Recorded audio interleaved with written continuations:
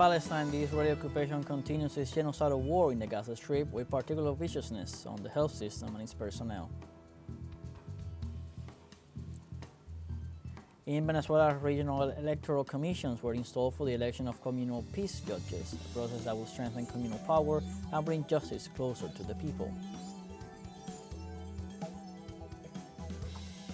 Discussions on rich countries' contribution to climate action finance in developing countries continue amid protests in the capital of Azerbaijan, host of COP29. Hello, welcome from the South. I'm Luis Alberto Matos from teleSUR Studios in Havana, Cuba. We'll begin with the news.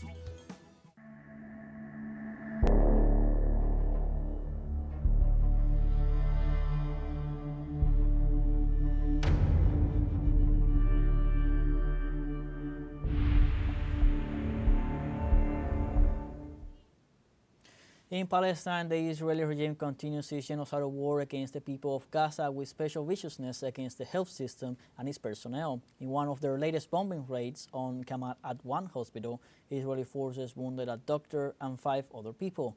The attack targeted the hospital's main electrical generator, which caused its destruction, and also perforated the water tanks, seeking to leave the patients without oxygen and water. Meanwhile, the Ministry of Health condemned the attack and renewed its appeal to international and humanitarian institutions to provide protection to hospitals and health personnel in the Gaza Strip as stipulated by international law.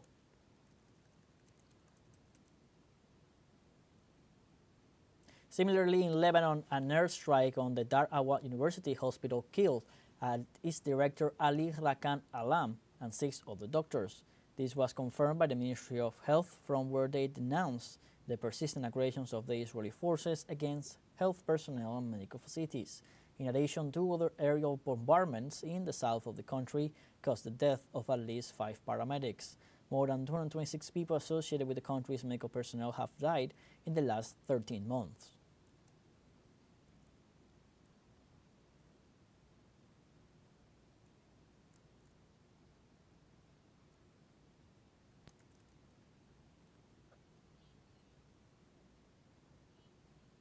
In other news, in Venezuela, the electoral commissions were installed for the elections of communal peace judges, a progress that will strengthen communal power and bring justice closer to the people. The National Electoral Commission, headed by Deputy Pedro Infante, made official from the Legislative Palace in Caracas 24 commissions with representatives from each of the states. These commissions, according to the law, will be integrated by a spokesman from the Ministry of Communes, and 1 from the Supreme Court, 1 from the National Assembly, and 1 from the National Electoral Council of each state. In this context, the President of the National Assembly, Jorge Rodriguez, also announced the number of judges to be elected and the requirements for the upcoming elections.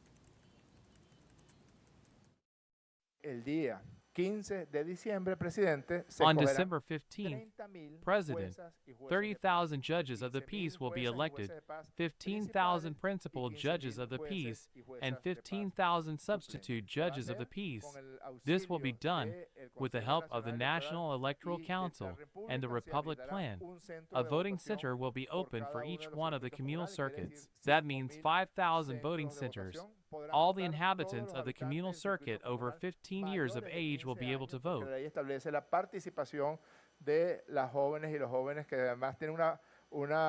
Because the law establishes the participation of the young people, who also have a very active participation in the affairs of the communes and the communal councils. The only requirement to vote on December 15th will be the laminated identity card. All the security elements of the National Electoral Council will be available. They will decide on the voting booklet. The electoral ballot is a very simple ballot, in which, after this whole process that starts today, people will be able to choose the candidates by the communal councils, or by the neighborhood associations, or by their own initiative.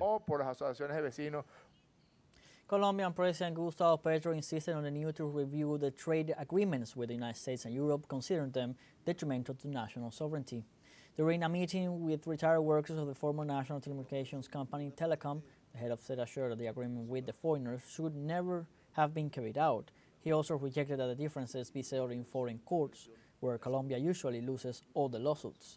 In this sense, the Colombian president instructed the Minister of Commerce, Luis Carlos Reyes, to initiate negotiations for the renegotiation of the agreement.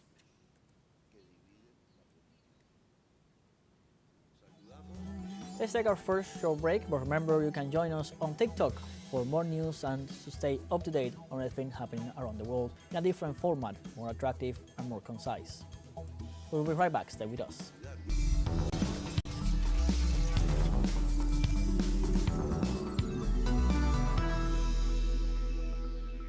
In Nicaragua, the National Assembly approved several constitutional reforms. Vice President Rosario Murillo described the legislative decision as a historic milestone. The Vice President emphasized that the bill approved in the first legislature strengthens the representation of the people and guarantees fundamental rights for all. It also supports the efforts of thousands of families who work daily for a future free of poverty, committed to the best future for Nicaragua. And in Honduras, the first trade fair of the People's Republic of China was inaugurated. The event was organized by the Chinese Council for the Promotion of International Trade and the Secretariat of Economic Development of Honduras at the Expo Center of the Chamber of Commerce and Industries of Cortes in the city of San Pedro Sula. The activity takes place from November 21st to the 24th, and it is the largest exhibition organized by China in Honduras since the establishment of diplomatic relations between both countries. China injects dynamism into the world economy, offers new opportunities for global development, and opens new prospects for mutually beneficial cooperation between the two nations.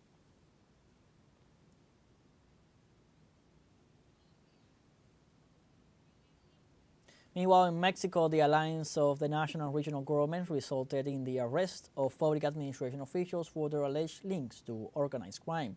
Through the so-called Operation Swarm, 7 officials were arrested in the state of Mexico, among them municipal presidents and security directors. They are charged with the crimes of extortion, express kidnapping, and homicide. According to the Ministry of Justice, these officials were supporting the criminal activities of criminal groups in municipalities such as Amanalco, Santo Tomas, and Neucalpan, among others. Members of the Ministry of Security, the Ministry of Defense, the Navy, the Public Prosecutor's Office, and the National Intelligence Center, among other state forces, participated in the operation.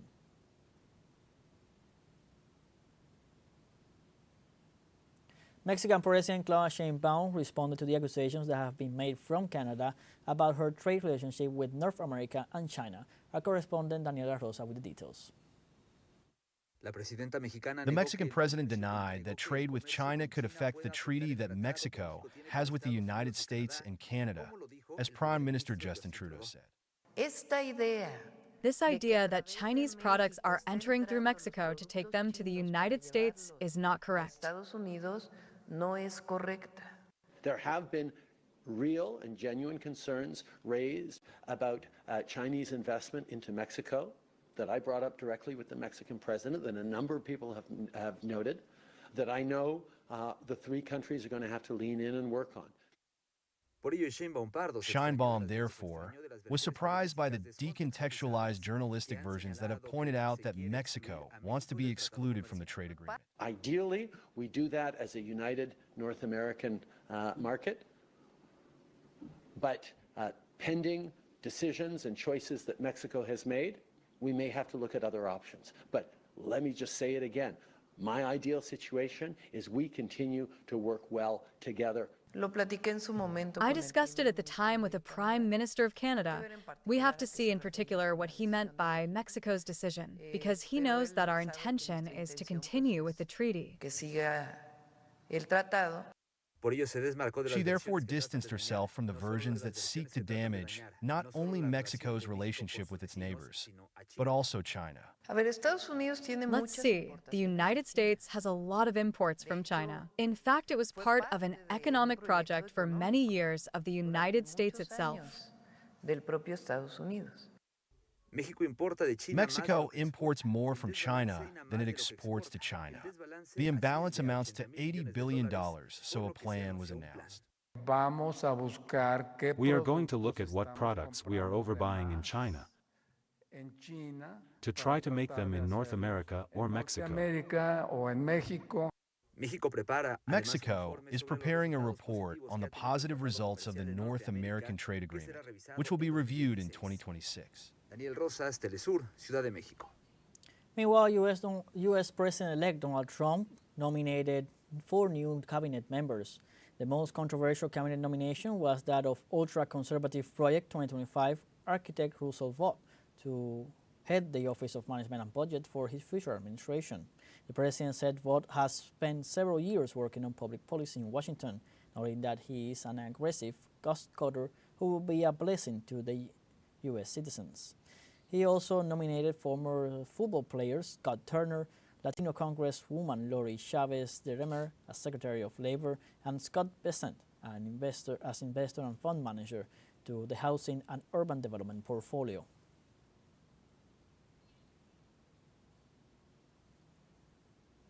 Let's take our second short break, but remember we also invite you to join us on YouTube at telesurenglish.net, where you'll see all our special broadcastings, interviews, and special programs. More coming up after the break.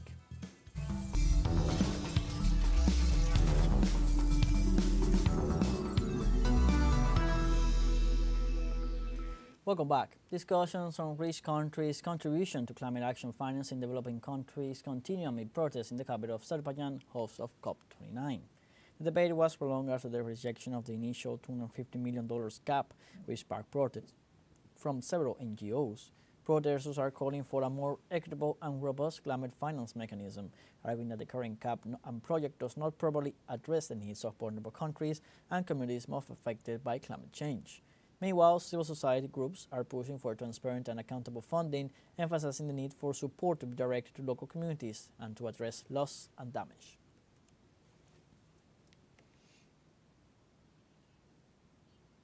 And in Spain, citizens organizing a solidarity mega concert in the city of Barcelona to raise funds for reconstruction work following the Dana phenomenon.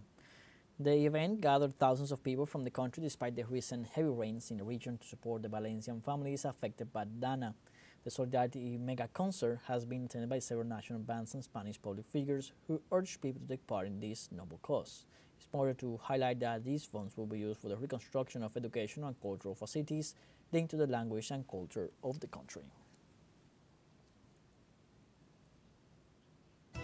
We have come to the end of this news brief. Remember, you can find these and many other news on our website at telesurenglish.net. Also join us on our social medias on Facebook, Instagram, X, Facebook, and Telegram. I'm Luis Alberto Matos, Telesur English.